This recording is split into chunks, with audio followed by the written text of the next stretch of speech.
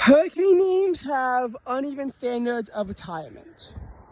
I think Melissa's going to be retired because the death toll was, I think, in the 60s or even 70s.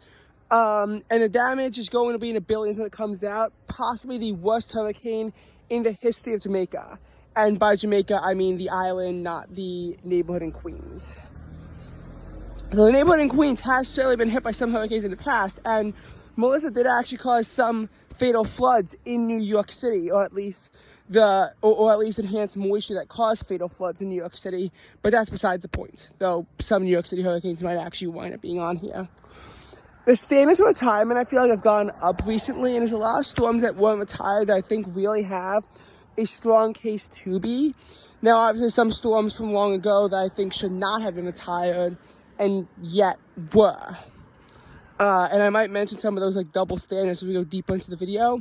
A lot of this has come down to COVID. Remember, after 2019, no hurricane names were retired immediately. They all had to wait until 2021.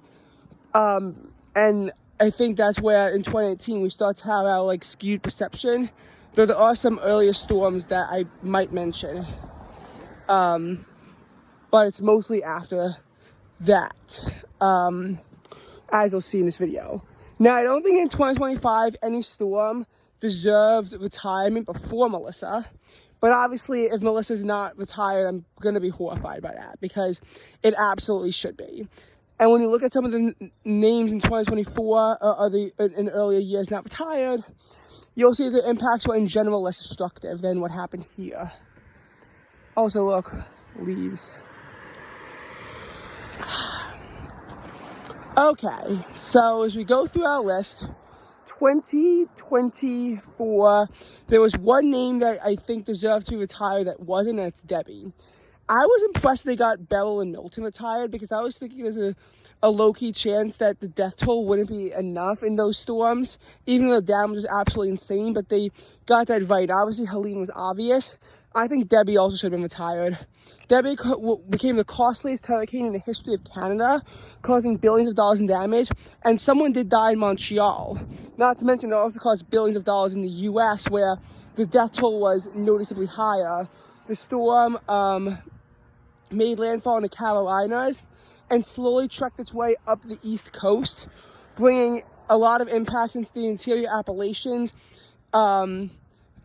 particularly heavy in Pennsylvania and New York, and obviously all the damage it caused in Canada. You also have to remember, Hurricanes Juan and Igor were both retired because of the damage in Canada. I mean, like, granted, like $200 million was probably in the billions today. Their death tolls in Canada were also low, and yet, you know, those were more questionable names to be retired. So the fact that they were retired and Debbie wasn't, is interesting to me. And I do think that Debbie should be retired. 2023, there's no obvious candidates because even though there were like 20-something tropical storms, none of them really presented that strong of a case to be retired. Imelda's probably the strongest, causing 12 deaths and about $3 billion in damage. It caused heavy impacts in both Florida and Georgia. If not for there being a cold front that really pushed its impacts away from the northeast U.S., I think Imelda is retired. But besides rip currents, the impacts basically stopped in the Carolinas because a cold front that crossed through the northeast on August 30th actually pushed it away from there. So even though there's certainly a case for it to be retired, you could also certainly make the argument that it didn't do enough, and that the damage tolls from storms is going to be inflated at this point. That is a valid argument. 2022, Ian was obvious. Fiona, I'm a bit impressed they got that. What I'm unhappy about is Julia not being retired. Because Julia, its damage total may have been low at only $500,000. But we've seen plenty of storms, you know, cause in that range and get retired. You know, Tomas was around $400 million and got retired. I know that was back in 2010, but still. And, you know, Nate in 2017 caused about $800 million in damage and still earned a retirement. the death toll too was staggering. It was 93 people that wound up losing their lives. You'd think that storms that cause this many fatalities get their names retired. It was actually deadlier than Fiona, and it wasn't. Now, there is the whole BS argument of Central America hurricanes. You know, it's deadlier there. That doesn't really hold much water, in my opinion, because look at Iota. Iota got retired for $1.4 billion in damage, and fewer deaths, I think 84. There is also the other argument that it was a weak hurricane, but, and that more of the impacts were caused by flooding and whatnot. But again, Nate was a Category 3 hurricane, so again, does not really hold water. I will say, every single name that got retired, you know, since 2018, starting in 2018, has been at least of Category 4 strength. And a lot of the storms I'm going to mention are weaker and should have been retired, yet weren't. 2021, Ida was the obvious choice for retirement. Obviously a Category 4 hurricane, one of the strongest hurricanes to ever hit Louisiana, and then the historic and mass casualty event that being the flash flooding in New York and New Jersey alongside other neighboring states. There were some other storms I think had cases for retirement, but I'm going to be honest, they weren't really that strong. Elsa, you had, at that point, they thought that toll was just $4 and $1.3 billion in damage, which at this point is actually pretty routine for a tropical storm that hits the east coast of the United States. It caused impact from Florida up to Massachusetts, so it's not that surprising that it was that low. Tropical Storm Fred caused 7 deaths and $1.3 billion in damage, as it caused destructive flash flooding from Florida all the way up to western New York. So again, had a case, but again, a pretty weak one. Honestly, I didn't even mention Nicole, which caused $1 billion in damage because, again, no direct fatalities and just a bit of a weak case. And there wasn't really anything else too obvious that, or too destructive even really, that would have had a case for retirement in 2021. Claudette, maybe? 14 fatalities is a lot, especially for Alabama.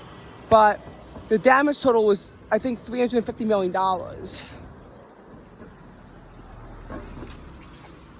2020 had, I'm just going to mention the big four. I'm not going to mention Hannah. Isaias was certainly a storm that should have been retired. Made landfall as a Category 1 hurricane in North Carolina and brought destructive impacts all the way up to Canada. Death toll was 18 and the damage total was $4.5 billion. So I think that Isaias should have been retired.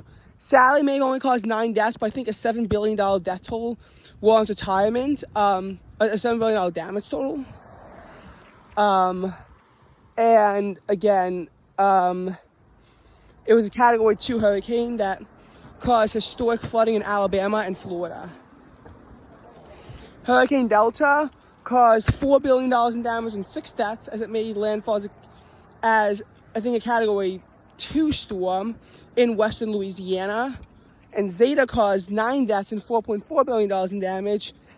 A lot of it was in the U.S. as it tracked from Louisiana to bringing snow in Massachusetts.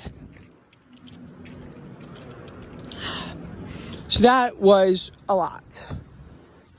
2019, I think Imelda, even though it only caused 7 deaths, it was a tropical storm, the $5 billion in damage kind of does speak to itself.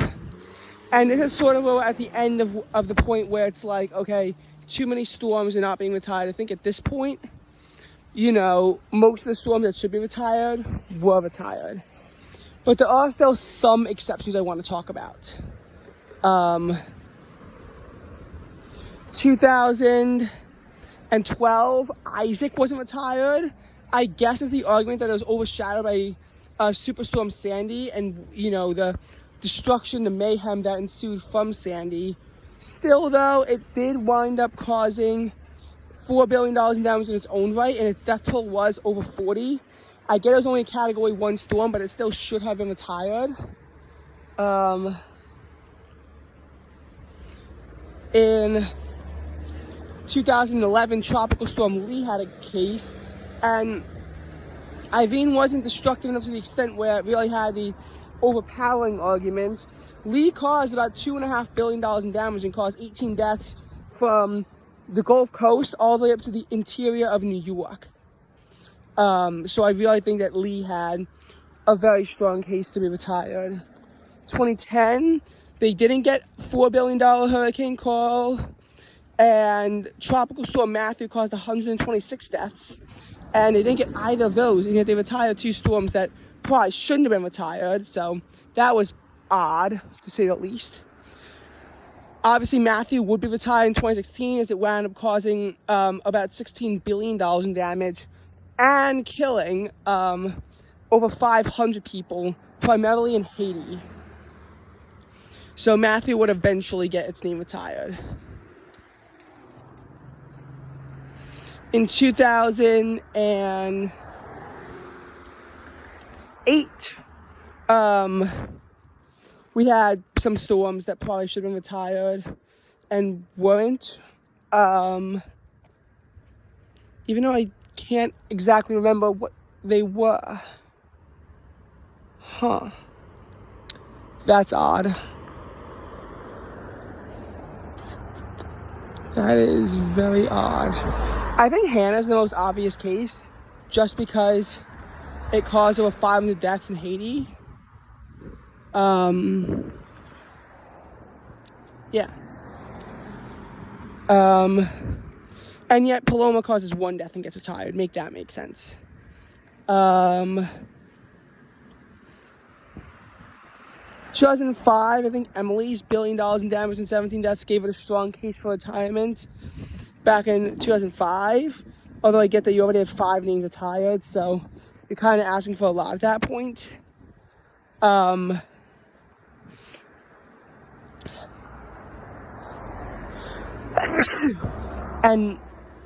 And honestly, like, there's not that much else I think was obvious.